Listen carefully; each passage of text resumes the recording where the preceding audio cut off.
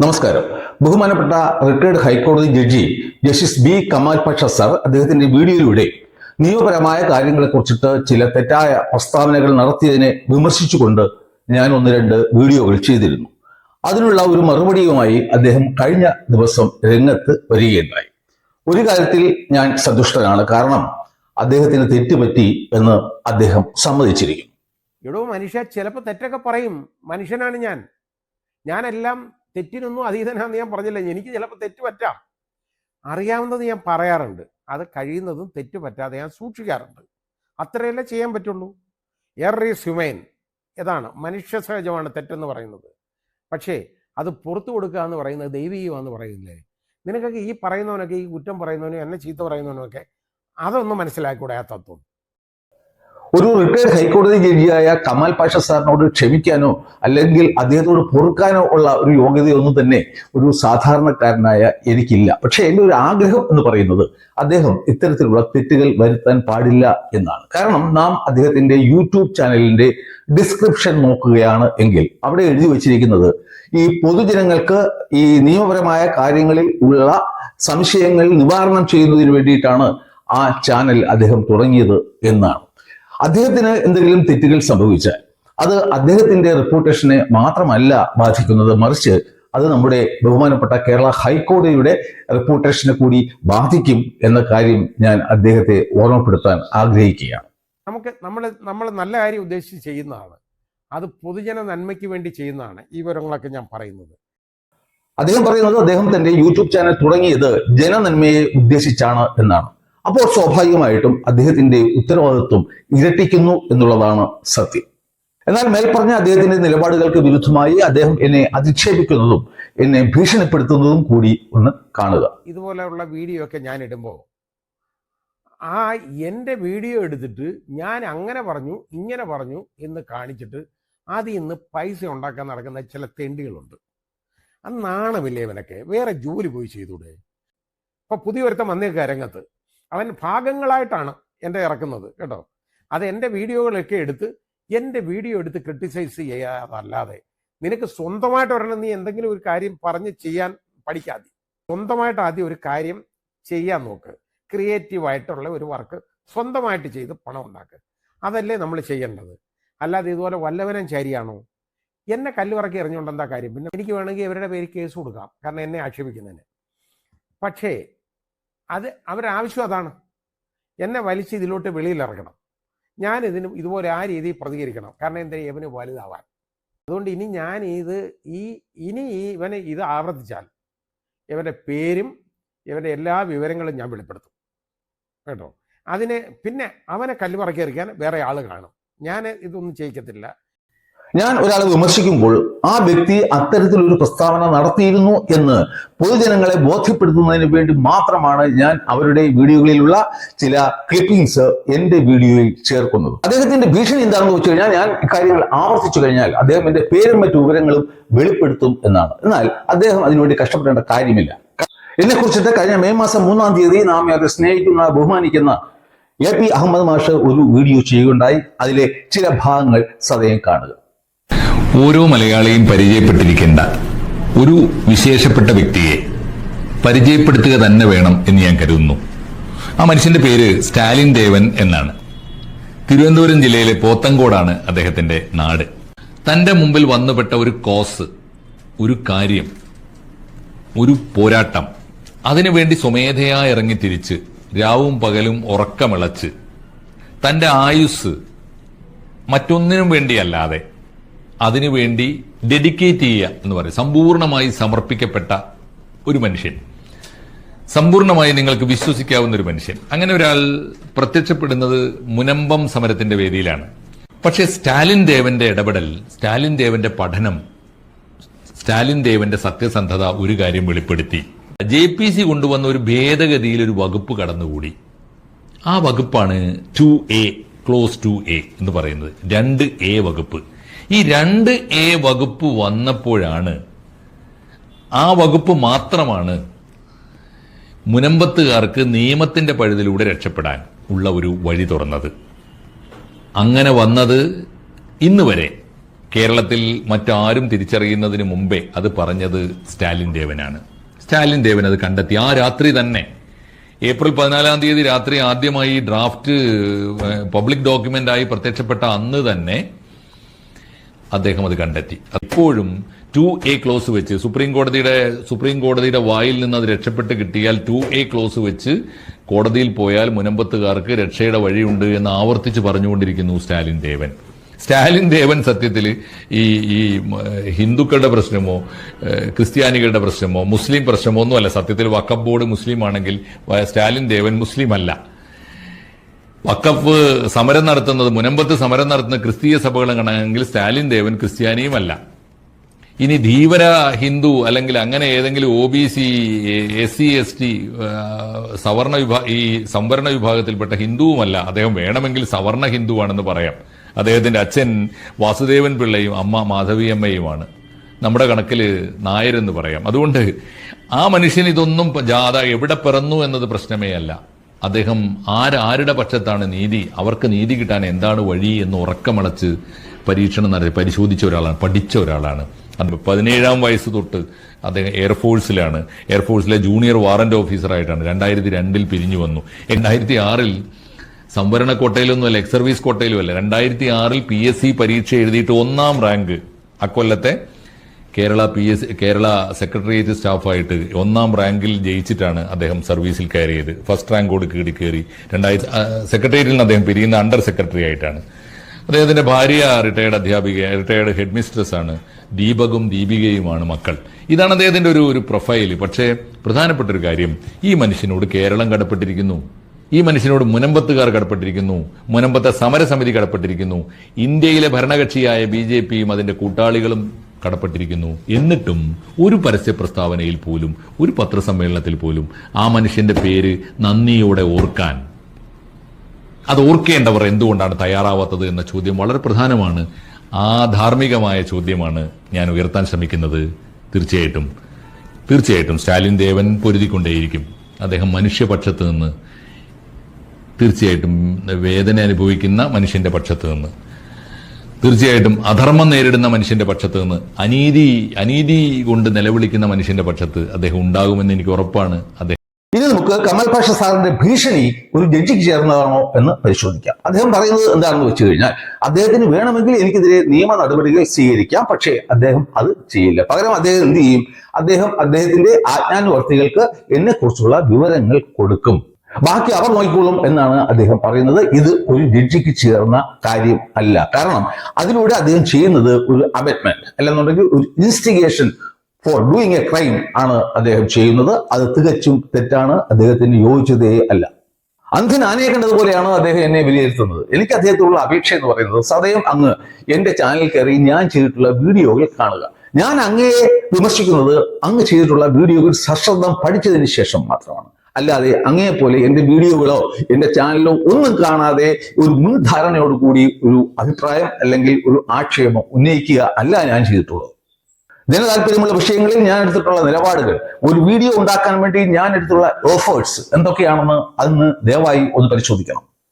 ഞാൻ 2 വീഡിയോകൾ ചെയ്യുന്നതിന് ഇടയ്ക്കുള്ള കാലതാമസം അങ്ങൊന്ന് പരിശോധിക്കണം. അത് ഞാനൊരു കണ്ടന്റ് തപ്പി നടക്കുന്നതിന് എടുക്കുന്ന സമയം അല്ല, മറിച്ച് ഒരു വിഷയം അവതരിപ്പിക്കുന്നതിന് മുൻപ് അത് സമഗ്രമായി പഠിക്കണം എന്നെനിക്ക് നിർബന്ധമുണ്ട്. അതുകൊണ്ട് തന്നെയാണ് എനിക്കിതുവരെ അങ്ങേപോലെ ജനങ്ങളോട് ഞാൻ തെറ്റ് പറഞ്ഞു പോയി എന്ന് പറഞ്ഞിട്ട് മാപ്പ് പറയേണ്ടി വരാത്തത്. വിഷയത്തിൽ ഞാൻ എടുത്തിട്ടുള്ള എഫേർട്സ് ഈ ലോകത്ത് ഒരുപക്ഷെ ആരും തന്നെ എടുത്തു കാണത്തില്ല. അത് മാത്രമല്ല, മറ്റ് സോഷ്യോ പൊളിറ്റിക്കൽ സബ്ജക്റ്റിലും ഞാൻ ഒരു വിഷയം ആധികാരികമായി പഠിച്ചതിന് ശേഷം എടുത്തിട്ടുള്ള നിലപാടുകൾ എന്താണെന്ന് അങ്ങക്ക് എന്റെ വീഡിയോകൾ കണ്ടാൽ മനസ്സിലാവും. അത് നിരവധിയാണ്. അതിനാൽ തന്നെ ഇനി ക്രിയേറ്റീവായി ഒന്നും ചെയ്യാൻ സാധിക്കില്ല എന്നുള്ള അങ്ങയുടെ ആരോപണം അടിസ്ഥാനരഹിതമാണ്. അങ്ങും AP അഹമ്മദ് മാഷിനെ പോലെ എന്നെക്കുറിച്ച് കൂടി ഒന്ന് പഠിക്കാൻ ശ്രമിക്കുക. അടുത്ത അദ്ദേഹത്തിന്റെ ആരോപണം, ഞാൻ എന്റെ വ്യൂവർഷിപ്പ് കൂട്ടാൻ വേണ്ടിയിട്ട് അദ്ദേഹത്തിന്റെ കണ്ടന്റ്സ് മോഷ്ടിക്കുന്നു എന്നാണ്. അത് കേട്ടപ്പോൾ സത്യത്തിൽ എനിക്ക് ചിരിയാണ് വന്നത്. എന്റെ വീഡിയോകൾ ഭംഗിയുള്ളതാക്കാൻ വേണ്ടിയിട്ട് ഞാൻ മുന്തിയ ക്യാമറയോ മൈക്കോ ഒന്നും തന്നെ ഉപയോഗിക്കാറില്ല. എന്നെ കുഴയ്ക്കുന്ന ഒറ്റ പ്രശ്നം എന്താണെന്ന് വെച്ച് കഴിഞ്ഞാൽ എന്റെ കണ്ടന്റ് ആണ്. എന്റെ വീഡിയോ ഒരാൾ കണ്ടു കഴിഞ്ഞാൽ അയാൾക്ക് എന്തെങ്കിലും അറിവ് അതിൽ നിന്നും ലഭിക്കുമോ ഇല്ലയോ എന്നുള്ളതാണ് എന്റെ മുന്നിലുള്ള ഏക ചോദ്യം. വഴിയെ പോകുന്ന അവിഹിത ഗർഭമോ പെണ്ണ് കേസോ അല്ലെങ്കിൽ ക്രിമിനൽസ് കുറ്റവാളികൾ വെള്ളമടിക്കുന്നതോ ഒന്നും എന്റെ വിഷയമല്ല. ഞാൻ അതൊന്നും കൈകാര്യം ചെയ്യാറില്ല. അതൊക്കെ കൈകാര്യം ചെയ്യാൻ ഇവിടെ അങ്ങ് ഉൾപ്പെടെയുള്ള ഒരുപാട് യൂട്യൂബേഴ്സ് ഉണ്ട്. എന്റെയും കമാൽ പാഷ സാറിന്റെയും വീഡിയോകൾ തമ്മിലുള്ള അന്തരം ഒറ്റ വിഷയത്തിൽ നിന്നും മനസ്സിലാക്കാം. എന്റെ ഈ ചാനൽ 11 മാസം പഴക്കമുള്ളതാണ്. ആകെ ഞാൻ ചെയ്തിട്ടുള്ളത് 75 വീഡിയോകൾ മാത്രമാണ്. വേറെ അദ്ദേഹത്തിന്റെ ചാനൽ 6 മാസം മാത്രം പഴക്കമുള്ളതാണ്. അദ്ദേഹം ചെയ്തത് 360 വീഡിയോകളാണ് ഇതിനകം തന്നെ. കൂടാതെ ഈ ക്യാപ്സൂൾ നിർമ്മാണം എന്റെ ജോലിയല്ല. 10 മിനിറ്റിനകത്തുള്ള വീഡിയോ ഉണ്ടാക്കുക, അത് കൂടുതൽ ആൾക്കാരിലേക്ക് എത്തിക്കുക. That is not my cup of tea. കാരണം ഒരു കാര്യം പറഞ്ഞ് ബോധ്യപ്പെടുത്താൻ സമയം ഒരു അവശ്യ ഘടകം തന്നെയാണ്. എന്റെ ചാനൽ മോണിറ്റൈസ് ചെയ്യപ്പെട്ടിട്ടുണ്ടോ എന്ന് പോലും എനിക്ക് അറിയില്ല. ഞാൻ ഈ മുനമ്പം വഖഫ് വിഷയങ്ങളൊക്കെ പഠിച്ചതിന് ശേഷം ഇത് ജനങ്ങളിലേക്ക് എത്തിക്കണം എന്ന് ആഗ്രഹിച്ചു. പക്ഷെ എനിക്ക് മാർഗമില്ലായിരുന്നു. അങ്ങനെ ഞാൻ ഈ ചാനൽ ചർച്ചയിലൊക്കെ പങ്കെടുക്കുന്ന RSSന്റെയും BJPയുടെയും ഒക്കെ ആൾക്കാരെ സമീപിച്ചു. എന്നിട്ട് പറഞ്ഞു, എനിക്ക് നിങ്ങളോട് കുറച്ച് കാര്യങ്ങൾ പറയാനുണ്ട്. പക്ഷെ അവരാരും തന്നെ മൈൻഡ് ചെയ്തില്ല. ഞാൻ എന്തുകൊണ്ട് അവരെ അടുക്ക ചെന്നു എന്ന് വെച്ച് കഴിഞ്ഞാൽ അവർ മാത്രമാണ് ഈ വഖഫ് ഭേദഗതി നിയമത്തെ അനുകൂലിച്ചിരുന്നത്. തുടർന്ന് ഞാൻ പല മുഖ്യധാരാ മാധ്യമങ്ങളെയും സമീപിച്ചു. പക്ഷെ അവർക്ക് അവരുടേതായ ചില പ്രത്യേക താല്പര്യങ്ങളാൽ അവരും എനിക്ക് സ്പേസ് തന്നില്ല. അങ്ങനെ ഞാൻ വിഷമിച്ചിരിക്കുകയാണ്. എന്റെ മകൾ എന്നോട് വന്ന് പറഞ്ഞത്, അച്ഛനെ ഞാൻ സഹായിക്കാം, ഞാൻ അച്ഛന് യൂട്യൂബ് ചാനൽ ഉണ്ടാക്കി തരാം, അച്ഛന് പറയേണ്ടതൊക്കെ അച്ഛൻ അതിലൂടെ ജനങ്ങളെ അറിയിക്കൂ, കാണുന്നവർ കാണട്ടെ. അങ്ങനെയാണ് സാർ എന്റെ ഈ ചാനൽ ജന്മം കൊണ്ടത്, അല്ലാതെ പൈസ ഉണ്ടാക്കാൻ വേണ്ടി അല്ല. കൂടാതെ ഈ ചാനലിൽ 5 പൈസയെങ്കിലും വന്നിട്ടുണ്ടോ എന്ന് എനിക്ക് ഇതുവരെ അറിയില്ല. കാരണം ഇതിന്റെ ബാക്ക്ഗ്രൗണ്ട് ചെക്ക് ചെയ്യാനൊന്നും എനിക്ക് അറിയില്ല. ഇനി അഥവാ ഞാൻ കാശുണ്ടാക്കാൻ വേണ്ടിയാണ് ഈ ചാനൽ നടത്തുന്നത് എന്ന് തന്നെ ഇരിക്കട്ടെ. അങ്ങനെയാണെങ്കിൽ എനിക്ക് പ്രതിദിനം 2 വീഡിയോയെങ്കിലും ചെയ്യാനുള്ള സ്റ്റഫ് എന്റെ കൈവശം ഉണ്ട്. കാരണം ഞാനിപ്പോൾ എന്റെ റിട്ടയർമെന്റ് ലൈഫ് ആസ്വദിക്കുന്ന ഒരു വ്യക്തിയാണ്. എനിക്ക് വേറെ ജോലി ഒന്നും തന്നെ ഇല്ല. കൂടാതെ ഞാൻ റിട്ടയർ ആയ 2021 മെയ് മാസം 30-ാം തീയതി ഞാൻ ഒരു ഫേസ്ബുക്ക് പോസ്റ്റ് ഇട്ടിരുന്നു. അതായത് ഞാൻ ഇനി പ്രതിഫലം പറ്റുന്ന ഒരു ജോലിക്കും പോകുന്നത് അല്ല. കമാൽ പാഷ സാർ അദ്ദേഹത്തിന്റെ വീഡിയോയിൽ പറയുന്നുണ്ട്, അദ്ദേഹം കയറി എന്റെ ഫേസ്ബുക്ക് ഒക്കെ പരിശോധിച്ചു എന്ന്. എങ്കിൽ തീർച്ചയായിട്ടും അങ്ങ് ആ ഒരു പോസ്റ്റ് കൂടി കാണണം. അതിനുശേഷം പറയണം ഞാൻ ഈ ചാനൽ നടത്തുന്നത് പൈസയ്ക്ക് വേണ്ടിയിട്ടാണോ അല്ലയോ എന്ന്. എന്റെ ശ്രദ്ധയിൽ വരുന്ന ജനങ്ങൾക്ക് ഉപയോഗം ഉണ്ടാകും എന്ന് എനിക്ക് തോന്നുന്ന വിഷയങ്ങൾ വളരെ ആധികാരികമായി പഠിച്ചതിന് ശേഷം മാത്രം ഞാൻ വീഡിയോകൾ എടുക്കും. അത് അങ്ങനെ തന്നെയാണ് എന്ന് താങ്കൾക്ക് എന്റെ വീഡിയോകൾ കാണുമ്പോൾ മനസ്സിലാകും. അതിനാൽ ഞാനൊരു വീഡിയോ മോഷ്ടാവാണ്. എനിക്ക് ക്രിയേറ്റീവായിട്ട് ഒന്നും ചെയ്യാൻ കഴിയില്ല. ഞാൻ കാശിന് വേണ്ടിയിട്ടാണ് ഈ ചാനൽ നടത്തുന്നത് എന്നൊക്കെയുള്ള അങ്ങയുടെ ആരോപണങ്ങൾ അടിസ്ഥാനരഹിതമാണ്. ഞാൻ അങ്ങയുടെ ആ കേസ് തള്ളിക്കളയും. ഞാൻ നേരത്തെ പറഞ്ഞതുപോലെ അദ്ദേഹത്തിന്റെ വീഡിയോയുടെ ഭാഗങ്ങൾ ഞാൻ എന്റെ വീഡിയോയിൽ ചേർത്തിട്ടുണ്ട് എങ്കിൽ അദ്ദേഹം അങ്ങനെ പറഞ്ഞിരുന്നു എന്ന് ജനങ്ങളെ ബോധ്യപ്പെടുത്താൻ വേണ്ടി മാത്രമാണ്. അല്ലാതെ അങ്ങനെ കാണിച്ചാൽ എന്റെ വ്യൂവർഷിപ്പ് കൂടും എന്ന് കരുതിയിട്ടല്ല. വേറെ കാര്യമുണ്ട്, ഈ മാങ്ങയുള്ള മാവിലെ ആളുകൾ കല്ല് പറക്കെറിയും, അതാ കാര്യം. അദ്ദേഹത്തിന്റെ അടുത്ത ആരോപണം അദ്ദേഹം നിറയെ മാങ്ങയുള്ള ഒരു മർഗോമാവാണ്, അതുകൊണ്ടാണ് ഞാൻ അതിൽ കല്ലെടുത്ത് എറിയുന്നത് എന്നാണ്. അതും തികച്ചും തെറ്റായ ഒന്നാണ്. അദ്ദേഹം നിറയെ മാങ്ങയുള്ള ഒരു മർഗോവ മാവായിരുന്നു. അങ്ങനെ ഒരു തെറ്റിദ്ധാരണ എനിക്ക് പണ്ട് ഉണ്ടായിരുന്നു. ഉദാഹരണത്തിന് 2023 ഷാനസ് കരിയയ്ക്ക് ബഹുമാനപ്പെട്ട കേരള ഹൈക്കോടതി മുൻകൂർ ജാമ്യം നിഷേധിച്ച അവസരത്തിൽ അന്ന് എനിക്ക് യൂട്യൂബ് ചാനലൊന്നും ഇല്ല. ഞാൻ ഫേസ്ബുക്കിൽ ഇടാൻ വേണ്ടിയിട്ട് ഒരു വീഡിയോ ചെയ്തു. അതിൽ ഞാൻ അദ്ദേഹത്തെ കുറിച്ചിട്ട് എന്താണ് പറഞ്ഞിട്ടുള്ളത് എന്നൊന്ന് കാണുക. അടുത്ത ഗോവിന്ദചാമി എടുക്കുകയാണെങ്കിൽ സെഷൻ കോടതി തൂക്കിക്കൊല്ലാൻ വിളിച്ചു. നമുക്ക് അത്ര അറിഞ്ഞു, എന്തുകൊണ്ടൊന്നും നമുക്ക് അറിയേണ്ട ആവശ്യം. അതിനുശേഷം ബഹുമാനപ്പെട്ട കമാൽ പാഷ സാർ, ഞാൻ അദ്ദേഹത്തിൻ്റെ ആ ജഡ്ജ്മെൻറ്റ് പല വായിച്ചിട്ടുണ്ട്. കാരണം ഒരു കവിത പോലെ അല്ലെങ്കിൽ നമുക്കൊരു നല്ല നോവൽ പോലെയാണ് അദ്ദേഹം ആ ജഡ്ജ്മെൻറ്റ് എഴുതിയിരിക്കുന്നത്. സുഹൃത്തെ, താങ്കൾ ന്യായാധീനായിരുന്നതുകൊണ്ട് മാത്രം താങ്കൾ വിമർശനത്തിന് അതീതനാണെന്ന് കരുതരുത്. ഇവിടുത്തെ ഓരോ പൗരനും താങ്കളെ വിമർശിക്കാനുള്ള അധികാരവും അവകാശവും നമ്മുടെ ഭരണഘടനയുടെ ആർട്ടിക്കിൾ 19 തന്നിട്ടുണ്ട് എന്നുള്ള കാര്യം അങ്ങയോട് ഞാൻ പറഞ്ഞു തരേണ്ട കാര്യവുമില്ല. ഇനി ഞാൻ താങ്കളെ വിമർശിച്ചതിൽ തെറ്റുണ്ടോ എന്ന് നോക്കാം. ഞാൻ പറഞ്ഞതിൽ കഴമ്പുണ്ട്. അതുകൊണ്ട് തന്നെയാണ് താങ്കൾ ഈ തെറ്റൊക്കെ മനുഷ്യ സഹജം ആണ് എന്ന് പറഞ്ഞത്. അത് തന്നെ ഞാൻ പറഞ്ഞതിൽ ശരിയുണ്ട് എന്നുള്ളതിന് തെളിവാണ്. താങ്കൾ പറയുന്ന ഒരു വാദം ഞാൻ അംഗീകരിക്കുന്നു. തെറ്റ് മനുഷ്യസഹജമാണ്, ആർക്കും എപ്പോഴും പറ്റാവുന്നതാണ്. പക്ഷേ ഞങ്ങളെപ്പോലെയുള്ള സാധാരണക്കാരായ ആൾക്കാർ നിയമപരമായ കാര്യങ്ങളിലും പറ്റും ഒരു തെറ്റ് പറഞ്ഞാൽ പോലും ആരും അത് ഗൗനിക്കില്ല. കാരണം ഞങ്ങൾ മാങ്ങയുള്ള മാവ് അല്ല. പക്ഷെ താങ്കൾ അങ്ങനെയല്ല. താങ്കൾ നിറയെ മാങ്ങയുള്ള ഒരു വലിയ മാവാണ്. അതുകൊണ്ട് താങ്കൾക്ക് നിയമപരമായ കാര്യങ്ങളിൽ തെറ്റ് പറ്റാനേ പാടില്ല. പറ്റിയാൽ അതിന്റെ ഫലം ഗുരുതരം ആയിരിക്കും.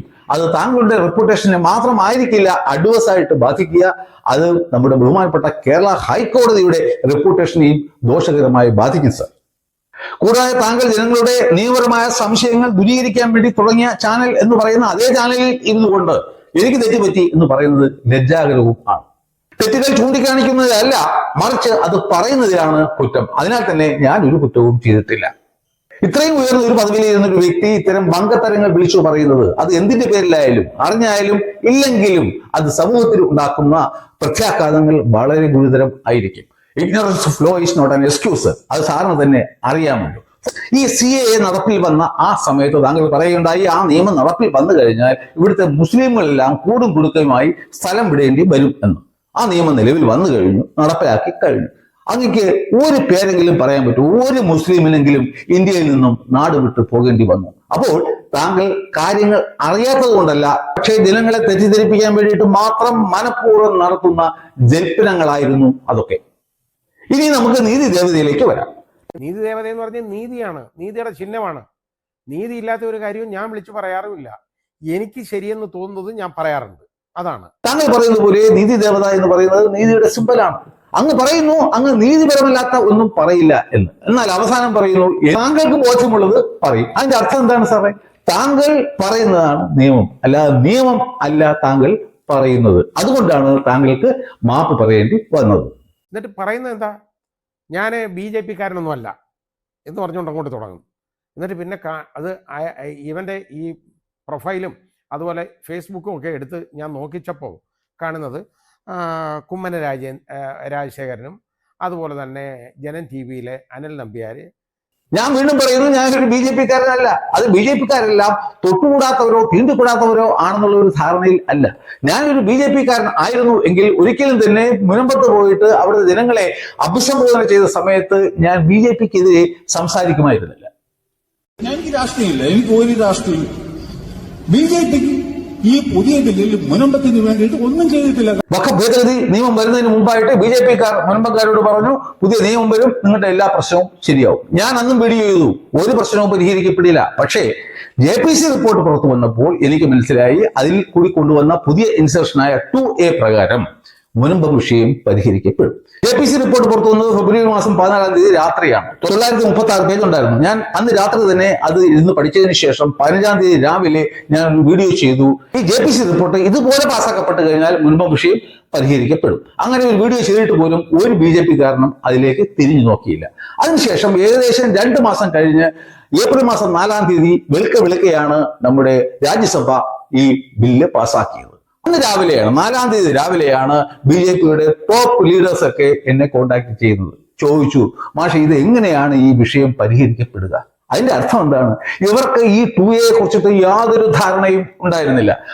അങ്ങനെ ഞാൻ അവർക്ക് ഇത് എങ്ങനെയാണ് ഇത് നടപ്പിൽ വന്നു കഴിഞ്ഞാൽ മുനമ്പം വിഷയം പരിഹരിക്കപ്പെടുക എന്ന് പറഞ്ഞു കൊടുത്തു, സംശയം തീർത്തു കൊടുത്തു. അവർക്ക് ബോധ്യമായി. അവർ അങ്ങനെയാണ് ആ കുഞ്ഞിന്റെ പിതൃത്വം എന്നിൽ നിന്നും ഏറ്റെടുത്തത്. അങ്ങനെയാണ് എനിക്ക് ആദ്യമായിട്ട് ജീവിതത്തിൽ കുമ്മനം രാജശേഖരൻ സാറിനെ കാണാൻ സാധിച്ചത്. ഞാൻ അദ്ദേഹത്തിന്റെ ഓഫീസിൽ പോയി 1 മണിക്കൂർ ഞങ്ങൾ ഇരുന്ന് ഈ വിഷയം ചർച്ച ചെയ്തു. ഞാൻ അദ്ദേഹത്തിന്റെ കൂടെ നിന്നൊരു ഫോട്ടോ എടുത്തു. എന്റെ ഒരു സന്തോഷത്തിന് വേണ്ടിയിട്ട് ഞാൻ എൻ്റെ ഫേസ്ബുക്കിൽ എടുത്ത് ഇട്ടു. അതുകൊണ്ടാണ് ഞാനിപ്പോൾ BJP-കാരനാണെന്ന് ഈ കമാൽ പാഷ പറയുന്നത്. ഒരു കാര്യം നാം മനസ്സിലാക്കണം, ഈ ജസ്റ്റിസ് കമാൽ പാഷയെക്കാളും ഉയർന്ന ഒരു വ്യക്തിയാണ് കുമ്മനം രാജശേഖരൻ. കാരണം അദ്ദേഹം ഒരു ഗവർണറായിരുന്നു. അപ്പൊ പ്രോട്ടോകോൾ നോക്കിയാൽ പോലും അദ്ദേഹത്തിന് അടിയിലെ ഈ കമാൽ പാഷ വരൂ. അദ്ദേഹത്തോട് നിന്ന് ഞാൻ ഒരു ഫോട്ടോ എടുത്ത് ഇട്ട് കഴിഞ്ഞാൽ നിങ്ങൾക്ക് എന്താണ് കടി? കൂടാതെ എന്റെ ഫേസ്ബുക്കിൽ ഞാൻ മറ്റു പലരോടൊപ്പം നിൽക്കുന്ന ഫോട്ടോകളുമുണ്ട്.